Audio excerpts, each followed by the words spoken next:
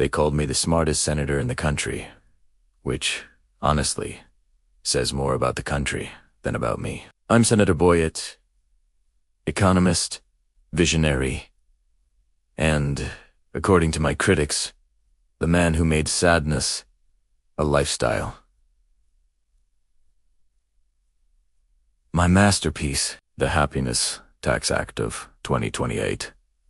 Yes, I did that. And no, I don't regret it. At least, not until people stopped smiling. It all started when the Department of Finance told us, "Sir, wala nang mapakukunan en revenue. We had already taxed income, property, gas, rice, coffee, even jeepney karaoke machines." Then I asked a genius question. What else do Filipinos have plenty of? My aide said, "Sir, problems." I said, "No, happiness." They laugh at everything, even at their own suffering. And that's when I had my billion peso idea. We drafted the happiness tax bill in just one night, over whiskey and lechon kawali. The concept was simple. Every public display of happiness. Smile, selfies, laughter videos, birthday parties, TikTok dances will now be subject to a small joy contribution fee. Because why should only the sad people pay taxes? Equal opportunity. Right. During the Senate hearing, I defended it like a true visionary. I said, this is not oppression. This is emotional discipline. And the press loved it. Take me, the laughing lawmaker. CNN, Philippines even asked me to smile for a photo. Primera cha, rigid them. 50 a week after it passed. We launched Project Smile Scan, an AI system that detects smiles on social media posts. Every grin automatically deducts 5 from your e-wallet. Every haha comment, 2 alemeha, 3 ang lol. These emojis were considered emotional property, taxable per pixel. People thought it was a joke. Until their Gcash started shrinking. At first, it was beautiful. Billions were pouring in. Government income rose. Inflation dropped, and our finance secretary actually smiled for the first time in years. Which, of course, we taxed. Then the chaos began. Influencers started crying on camera to avoid taxes. Celebrities posted pictures of funerals just to look sad. Even weddings became gloomy. One couple asked if they could frown during their vows to qualify for an emotional hardship deduction. I said yes. I'm not heartless, just efficient. Restaurants removed happy hour signs and replaced them with tax-free hour. Comedians went out of business. No one laughed at shows anymore, except me. And even then, I had to pay my own laughter penalty. My accountant called it self-inflicted taxation.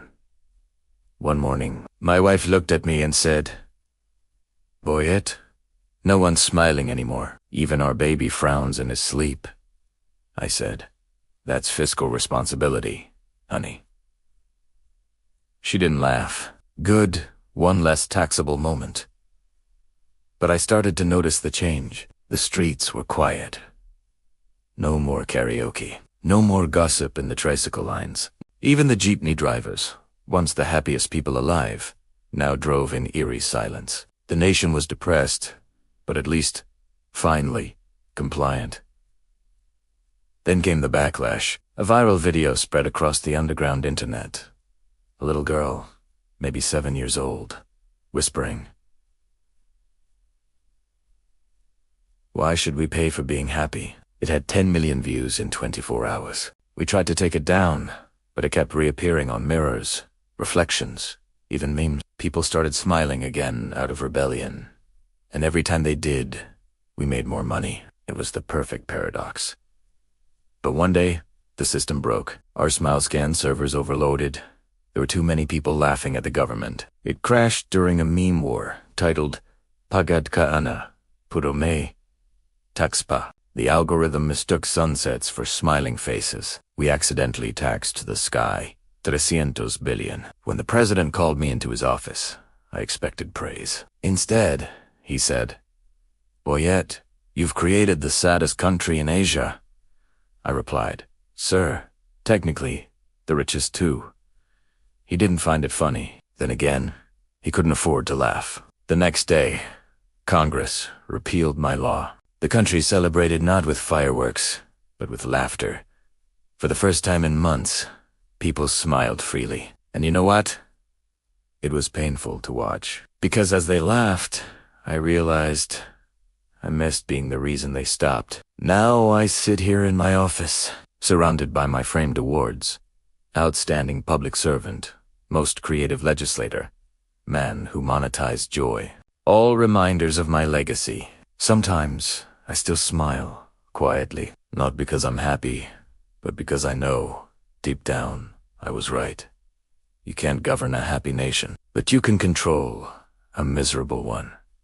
And that's real power. Even if it's now, tax-free.